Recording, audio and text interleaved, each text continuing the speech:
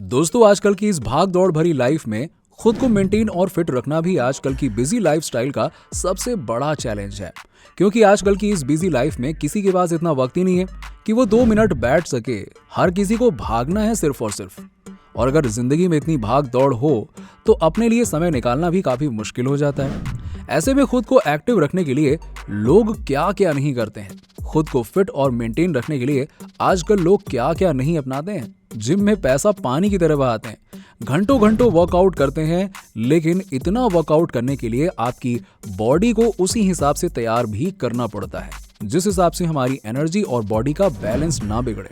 और ये सब करने के लिए उस हिसाब से हमें डाइट भी लेनी पड़ेगी। जी हाँ, जिससे हमारी बॉडी को सारे इंपॉर्टेंट न्यूट्रिएंट्स मिलते रहें। और जब बात हेल्थ की हो, यानी कि खुद को फिट रखने की हो, तब तो भैया बात सोयाबीन की ना हो, ऐसा कैसे हो सकता है भाई साहब। और हर वो इंसान जो हेल्थ फिटनेस को ध्यान में रखता है, वो सब जानते हैं कि छोटी सी दिखने वाली ये सोयाबीन हेल्थ के लिए कितना जरूरी है और इसमें कितने प्रोटीन और फाइबर मिले होते हैं। और जो लोग ये जानते हैं वो सारे लोग इसे किसी ना किसी तरह से अपने डाइट में जरूर शामिल करते हैं। लेकिन क्या आपको पता है कि इसका रोल सिर्फ यहीं तक नहीं है। ये हमें सारे न्यूट्रिएंट्स तो देती ही है, साथ ही साथ इससे कई सारी लजीज चीजें भी आप बना सकते हैं। तो हुआ ना एक नहीं बल्कि दोनों हाथों में लड्डू वाली बात।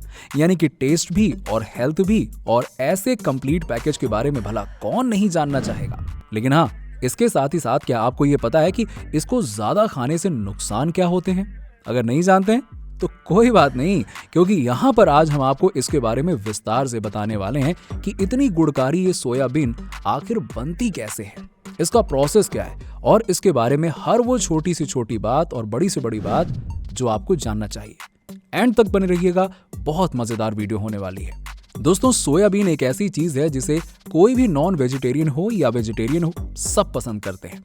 और आखिर करें भी क्यों ना, ये होती ही इतनी टेस्टी है, तभी तो इसे वेजिटेरियन लोगों का मटन बोला जाता है। लेकिन उससे भी ज्यादा हैरानी आपको ये जानकर होगी कि इस छोटे से दिखने वाले सोयाबीन में मटन, चिकन और एग, इन सबसे कहीं ज्यादा प्रोटीन और न्यूट्रिएंट्स पाए जाते हैं। तो इसका मतलब वेजिटेरियन लोगों का नॉनवेज कहा जाने वाला ये सोयाबीन का नाम जो है वो बिल्कुल गलत नहीं होगा। और जिम जाने वालों को तो इसके सीड्स को अपने रेगुलर डाइट में लेना ही चाहिए, क्योंकि इससे उन्हें मसल गेन में हेल्प तो मिलती है, जिससे उनकी बॉडी काफी अच्छे शेप में आ पाती है। इतना ही नहीं, ये महिलाओं के लिए भी काफी ज्यादा गुणकारी होता है।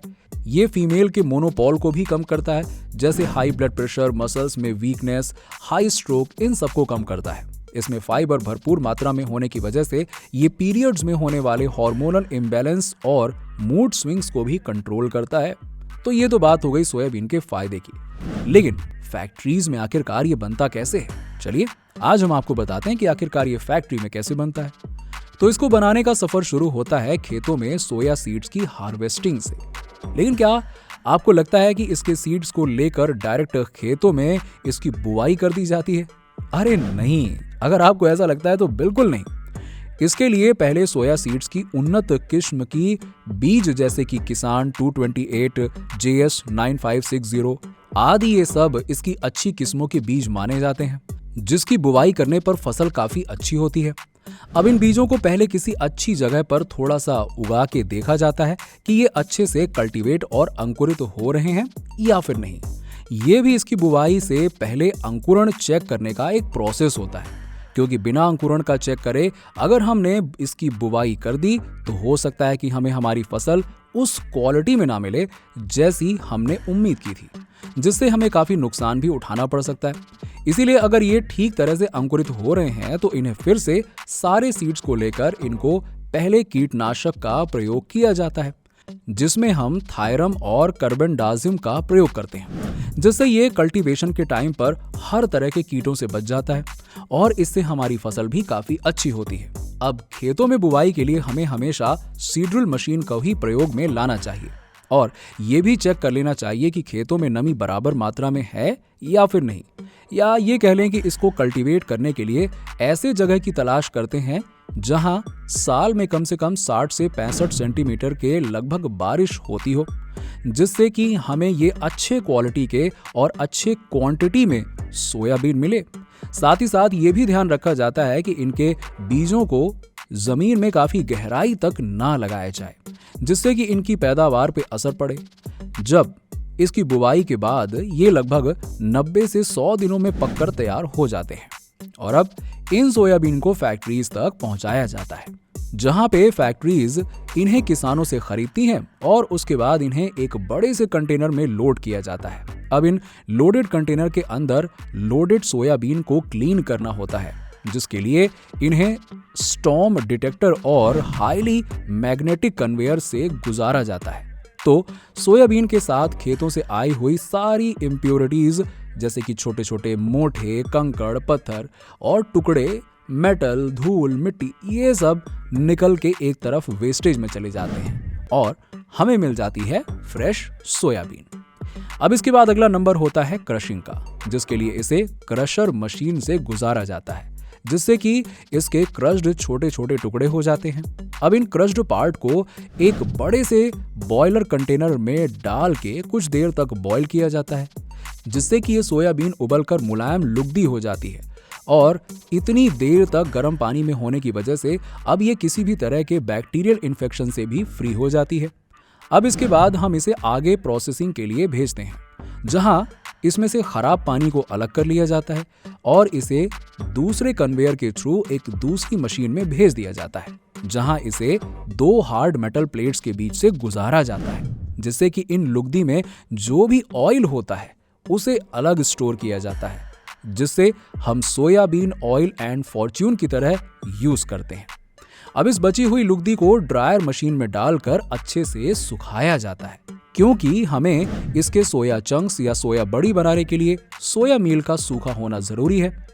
अब ये लुगदी अच्छे से सूख जाती है तो इसे एकदम महीन आटे के रूप में पीस लिया जाता है।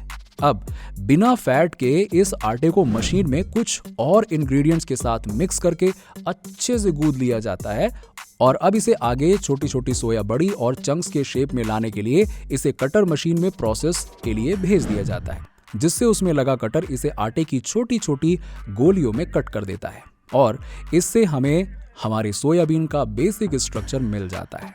अब आगे इसे ड्रायर में डाल के सुखा लेते हैं, जिससे कि हमें हमारे सोयाबीन चंक्स या सोया बड़ी मिल जाती है। लेकिन ये प्रोसेस अभी यहाँ पे खत्म नहीं होता है। किसी भी कंपनी के अपने प्रोडक्ट्स को लेकर कुछ स्टैंडर्ड पैरामीटर्स होते हैं, तो अब इन चंक्स को टेस्टिंग के लिए भेजा जाता है, जहां एक्सपर्ट्स की टीम इसकी क्वालिटी चेक करके ये डिसाइड करती है कि इसमें सारे पैरामीटर्स को फॉलो किया गया है या नहीं। अगर सब कुछ ठीक रहता है तो अब इसे आगे फैक्ट्रीज में पैकेजिंग यूनिट को भेज दिया जाता है, जहां इसकी पैकेजिंग होती है और इसे पैकिंग करके डिस्ट्रीब्यूटर के पास भेजा जाता है, जहां से ये रिटेलर के द्वारा हमारे किचन तक पहुंचती है। तो खेतों से लेके हमारे घर के किचन तक आने में इतना टाइम लगता है। इस छोटी सी दिखने वाली और 1000 गुणों वाली सोयाबीन की ये तो हो गई इसकी मेकिंग और प्रोसेसिंग। अब चलिए हम आपको इसके फायदे और नुकसान के बारे में भी बता देते हैं। क्या आपको पता है कि 1000 गुणों वाली ये सोयाबीन वैसे तो बहुत हेल्दी और टेस्टी होती है, लेकिन आपको ये जानकर थोड़ा शौक जरूर लगेगा, स्पेशली बॉयज को, कि सोयाबीन को ज्यादा मात्रा में लेने से या अपनी रोज की डाइट में शामिल करने से इसके नुकसान भी है। जैसे कि अगर कोई पुरुष इसे अपनी रोज की डाइट में लेता है तो रिच फाइबर और प्रोटीन की वजह से उनके अंदर हार्मोनल इम्बैलेंस होने लगते हैं, जिससे कि उनके अंदर लड़कियों जैसे गुण आने लगते हैं। और ऐसा इसलिए होता है क्योंकि ये एस्ट्रोजन हार्मोन को इंक्रीज कर देता है और आपको बता दें कि जिसे फीमेल हार्मोन के नाम से भी जाना जाता है। और उनके शरीर की बनावट में भी काफी ज्यादा चेंजेस आने लगते हैं, उनका चेस्ट एरिया भी डेवलप होने लगता है और यहाँ तक कि इसकी वजह से उनकी मैन पावर भी कम होने लगती है, जिससे कि उन्हें अपनी आने वाली शादीशुदा जिंदगी में काफी परेशानियों का सामना करना पड़ सकता है। तो अभी खुद को फिट रखने के लिए की गई गलतियां आगे आपको नुकसान भी पहुंचा सकती हैं, इसीलिए अपने हर खाने पीने वाली चीजों का विशेष ध्यान तो रखना ही चाहिए। तो ये तो हमारा यही कहना है कि अगर आप लड़के हो और ये वीडियो देख रहे हो तो आपको सोयाबीन खाना पसंद है तो खाइए, लेकिन सोयाबीन के प्यार में इससे होने वाले फायदे और नुकसान को मत भूलिएगा। इसका भी ध्यान रखिएगा और इसे आप कहीं ज्यादा मात्रा में ना लें, ये बहुत नुकसानदायक हो सकता है। ध्यान रखिएगा इसे, क्योंकि कहते हैं ना, अति हर चीज की भारी पड़ती है। तो दोस्तों, हमारे द्वारा दी गई जानकारी आपको कैसी लगी नीचे कमेंट सेक्शन में बताना ना भूलें। वीडियो अच्छी लगी हो तो वीडियो को लाइक करें, ज्यादा से ज्यादा शेयर करें और ऐसे ही फैक्ट्रीज प्रोसेसिंग के लिए हमारे चैनल को सब्सक्राइब कर लें।